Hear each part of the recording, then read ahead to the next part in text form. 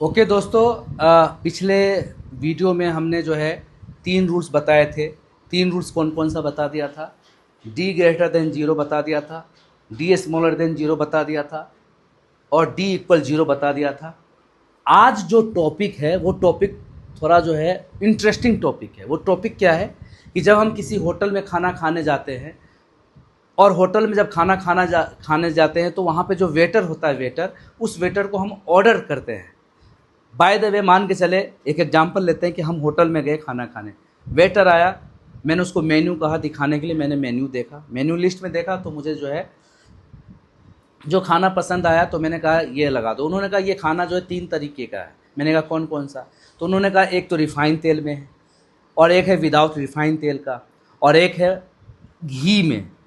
तो मैंने उनको ऑर्डर दे दिया कि वो जो खाना जो मैंने ऑर्डर किया वो मैंने उसको ऑर्डर दे दिया कि घी में करके लाओ, घी का तड़का लगा के लाओ, ऐसे समझ लीजिए आप उनको। तो ऑयल में जो है उन्होंने नहीं लाया क्योंकि मैंने ऑर्डर नहीं दिया।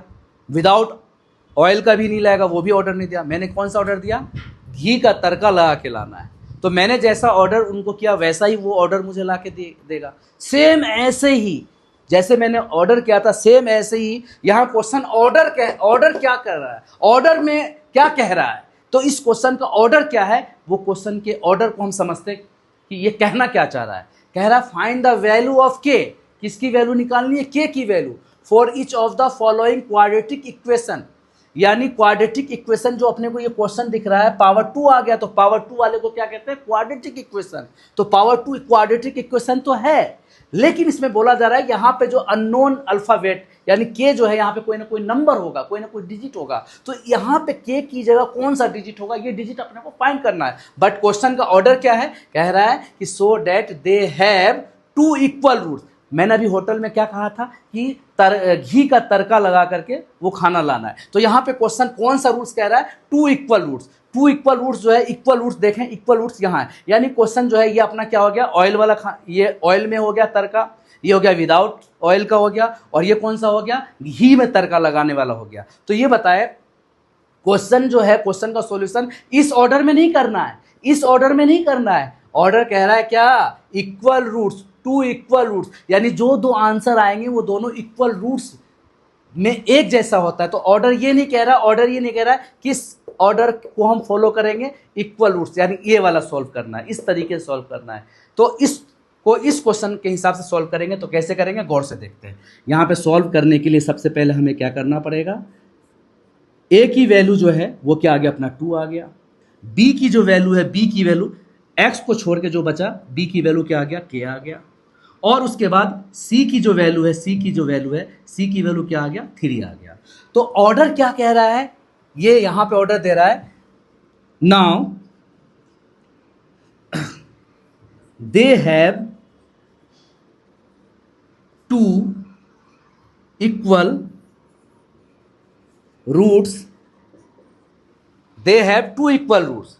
जब दे हैव 2 इक्वल रूट्स बोला जा रहा है तो देन, यानी ये ऑर्डर किसको, कौन से सेंस में ऑर्डर कर रहा है? इस सेंस में नहीं कर रहा है, इस सेंस में नहीं कर रहा है, इक्वल रूट्स बोल रहा है। तो इक्वल रूट्स तो यहां है, तो इक्वल रूट्स का मतलब क्या लिखा जाएगा? डी इक्वल 0, ना कि डी ग्रेटर देन 0 नहीं लिखना पड़ेगा, डी स्मॉलर देन 0 भी नहीं लिखना पड़ेगा। क्या लिखना पड़ेगा? D equal 0। तो यहां पे लिखना पड़ेगा देन डी इक्वल 0। अब सबको पता है यहां पे d इक्वल 0 है। मैं इसको वापस एक बार और लिख देता हूं समझने के हिसाब से, d इक्वल 0। तो ये d इक्वल 0। अब d का जो फॉर्मूला होगा, सबको पता है मस्जिद वाला फॉर्मूला क्या होता है? d का बी स्क्वायर माइनस 4ac। तो d का फॉर्मूला जो होगा वो क्या होगा? बी स्क्वायर माइनस, मस्जिद में कितनी एसी लगी थी? 4ac। तो ये d का फॉर्मूला होगा B square minus 4ac। d equal B square minus 4ac, और इक्वल में क्या चलता रहेगा? 0 एज इट इज चलता रहेगा। अब यहां पे देखा जाए b की जो वैल्यू है, तो b की वैल्यू क्या है? k है। तो b के सामने मैं क्या दे दूंगा? k का स्क्वायर, ठीक है, माइनस 4, बीच में कुछ नहीं, मल्टीप्लाई।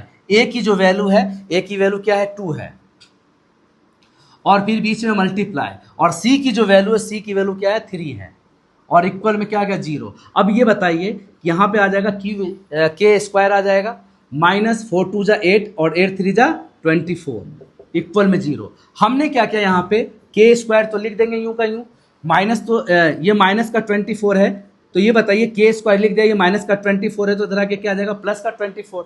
अब आगे देखिए, अगर मैं यहाँ पे के लगाता हूँ और यहाँ स्क्वायर और यहाँ स्क्वायर नहीं लगाऊंगा, तो यहाँ स्क्वायर है और यहाँ स्क्वायर नहीं लगाऊंगा, तो यहाँ स्क्वायर नहीं लगाने से क्या आ जाएगा अंडर रूट में आ जाएगा स्क्वायर रूट में, और स्क्वायर रूट में क्या आ जाएगा 24, और स्क्वायर रूट से पहले क्या लगाना पड़ता है प्लस माइनस लगाना पड़ता है। तो यहाँ पे के की जो वैल्यू है इक्वल में प्लस माइनस तो दे देंगे। 24 का जब एलसीएम लेंगे, 24 का जब मैं यहाँ पे एलसीएम लेने जा रहा हूँ तो देखते हैं क्या आता है, 2 1 जा 2 2 जा 2 6 जा 2 3 जा और यहाँ पे आ गया 3 1 जा। तो यहाँ पे 2 जो है 1 2 3 बार आ गया, 2 इंटू 2 इंटू 2, और 3 जो है कितने बार आ गया 1 बार आ गया 1 टाइम्स। तो के इक्वल प्लस माइनस तो यहाँ पे लिखना पड़ेगा, क्या लिखना पड़ेगा यहाँ पे प्लस माइनस तो लिखना पड़ेगा। अब ये बताए इसका पेयर बन रहा है, 2 का पेयर बन रहा है, तो 2 2 के बदले में 1 2 आ जाएगा बाहर, क्या आ जाएगा 1 2 बाहर आ जाएगा, और ये 2 अकेला और ये 3 अकेला है, तो जब ये सिंगल इसका पेयर नहीं बन रहा है तो ये मल्टीप्लाई हो जाएगा, तो 2 3 जा क्या हो जाएगा 6।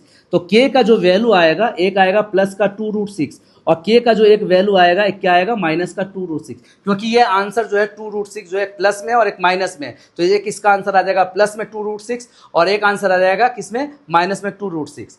तो ये क्वेश्चन अगर वापस इसको आप एक बार और रिवीजन कर सकते हैं वीडियो को देख करके, और समझ में आए तो सब्सक्राइब लाइक एंड शेयर करना है। Okay, thank you.